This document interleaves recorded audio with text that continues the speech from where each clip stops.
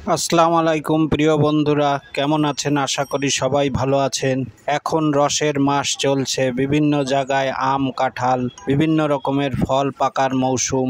সেই মৌসুমে গাছে যদি আম পাকা থাকে আর সেই পাকা আম যদি পেড়ে না খাওয়া হয় তাহলে কি ভালো লাগে বন্ধুরা? তাই গাছের দিকে তাকিয়ে দেখি বেশ কিছু আম পাকা রয়েছে।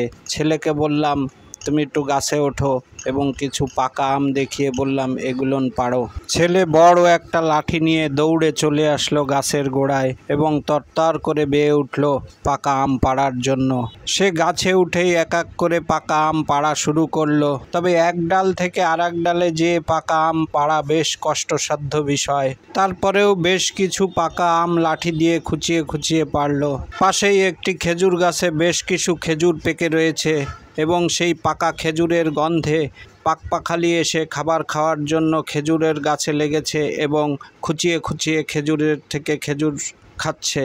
পাকা আমগুলোকে আমরা এক জায়গায় জড়ো করলাম। তার মধ্যে একটি আম আমি ধুয়ে সুন্দর করে পরিষ্কার করে খাওয়ার প্রস্তুতি নিলাম। পাকা আমটি ছিলে খেলাম, বেশ ভালো লাগলো, মিষ্টি রসালো আম।